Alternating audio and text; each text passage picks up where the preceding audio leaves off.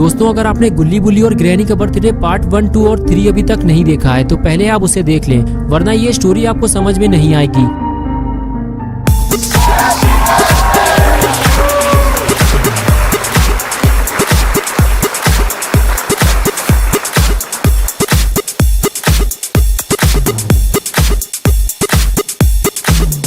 पिछली वीडियो में आपने देखा था कि जब घर के सारे लोग पार्टी में मस्त थे, इसी मौके का फायदा उठाते हुए बुल्ली गुल्ली और शॉन को ढूंढने ग्रैनी के घर के अंदर चला आया। लेकिन बुल्ली को ये काम जल्दी करना होगा, वरना पार्टी खत्म होते ही सारे लोग नीचे आ जाएंगे। बुल्ली रॉड को ढूंढता हुआ ऊपर पहुंच गया। ऊपर पहुंचते ही बुल्ली ने देखा कि रॉड उसके सामने खड़ा हुआ है। ये देखकर बुल्ली अपना हाथ हिलाने लगा और कुछ देर बाद रॉड ने बुल्ली को देख लिया और तभी बुल्ली रॉड को अपने पास बुलाने लगा। लेकिन रॉड खूनी पिग से बात कर रहा होता है और वो उसे छोड़कर बुल्ली के पास जाने लगता है। लेकिन खूनी पिग ये सब देख रहा होता है। रॉड बुल्ली के पास जाकर कहता है, बुल्ली तुम यहाँ क्या कर रहे हो? अभी थोड़ी देर पहले गुल्ली और शॉन पकड़े गए हैं और खूनी पिग मेरी ही तरफ देख रहा है। बुल्ली कहता है, गुल्ली और शॉन पकड़े गए लेकिन तुमने उन्हें बचाया क्यों नहीं? तभी रॉड कहता है, बुल्ली नीचे चलो, हम यहाँ बात नहीं कर सकते वरना खूनी पिग को शक हो जाएगा।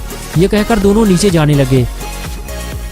लेकिन खूनी पिग अलर्ट हो जाता है, उसे शक हो जाता है रॉड छुपकर किसी से बातें कर रहा है। वो फौरन रूम के बाहर जाकर देखता है। जिस बात का डर था आखिर वही होता है। खूनी पिग रॉड के साथ बुल्ली को देख लेता है और समझ जाता है कि रॉड बुल्ली के साथ मिला हुआ है और फिर वो ये सारी बातें अंदर जाकर सबको बता देता है।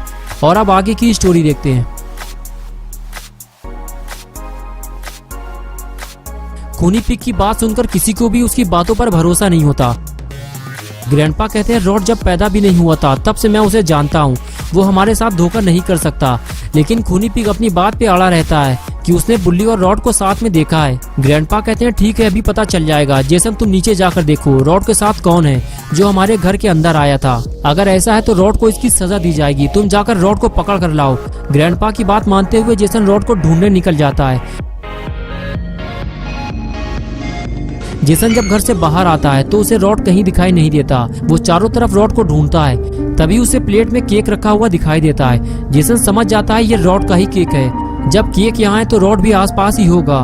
तभी जेसन को घर के पीछे कोने में रॉड खड़ा हुआ दिखाई देता है। लेकिन जेसन सोचता है कि रॉड वहाँ क्या कर रहा है और इधर बुल्ली रॉड को ये बता रहा होता है कि शॉन केक में गिर गया था और तुम उसे उठाकर यहाँ ले आए और गुल्ली उसे बचाने गया था लेकिन वो पकड़ा गया। और रॉड ये सारी बातें सुन रहा होता है। तभी रॉड को किसी के आने की आवाज लगती है और रॉड फौरन पलट कर देखता है तो सामने उसे जेसन आता हुआ दिखाई देता है। रॉड उसे देखकर घबरा जाता है और उसे हाथ दिखाकर वहीं रुकने के लिए कहता है और दूसरी तरफ वो बुल्ली को हाथ हिलाकर वहाँ से जाने के लिए कहता है। बुल्ली रॉड से कहता है, क्या हुआ रॉड, कोई है क्या वहाँ पे? रॉड जब जवाब नहीं देता तो बुल्ली समझ जाता है वहाँ पे कोई है और वो वहाँ से भागने लगता है और भागते हुए सीधे गाड़ी की तरफ जाता है और उसे बंद कर देता है ताकि अंधेरा हो जाए और फिर वो वहीं छुप जाता है। और इधर रॉड जेसन के सामने एक्टिंग करता है कि उसे बहुत जोर से लगी थी और वो यहाँ अपनी टंकी खाली करने आया था।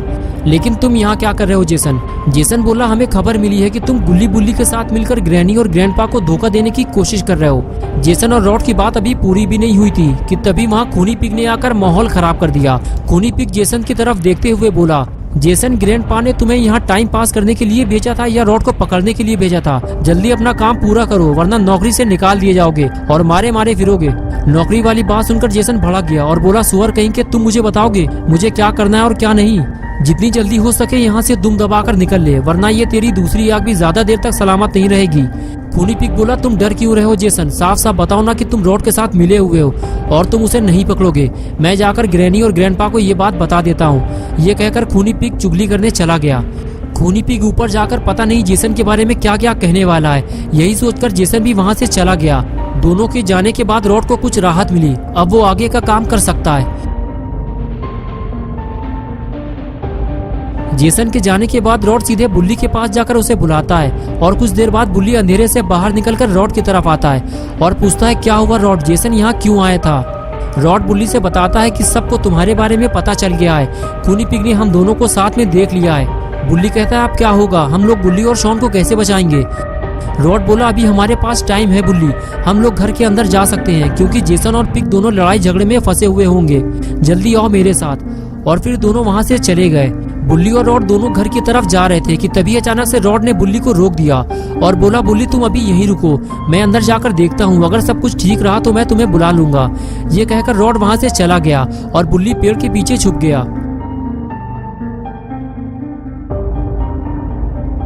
और इधर खूनी पिग बार बार जेसन पे ये इल्जाम लगाता है कि ये रॉड के साथ मिला हुआ है। जेसन कहता है अभी थोड़ी देर पहले ये रॉड पे इल्जाम लगा रहा था, अभी ये मुझ पे इल्जाम लगा रहा है।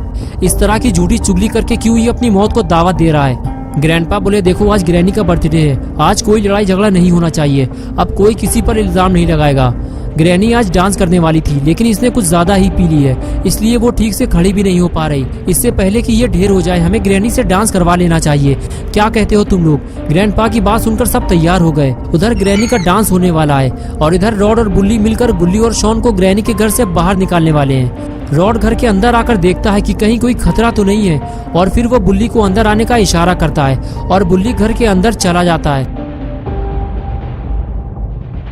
रॉड कहता है बुल्ली उस तरफ चलो और उसके बाद बुल्ली और रॉड दोनों बेसमेंट वाले दरवाजे के पास छुपकर प्लानिंग बनाना शुरू करते हैं। रॉड कहता है बुल्ली तुम्हें बेसमेंट में जाकर सबसे पहले इविल नन का काम तमाम करना होगा।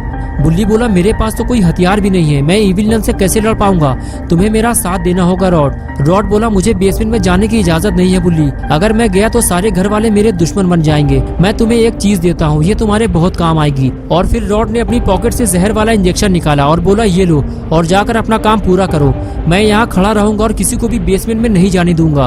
और उसके बाद बुल्ली और रॉड अपने अपने काम के लिए तैयार हो गए और ग्रैनी अपने डांस के लिए।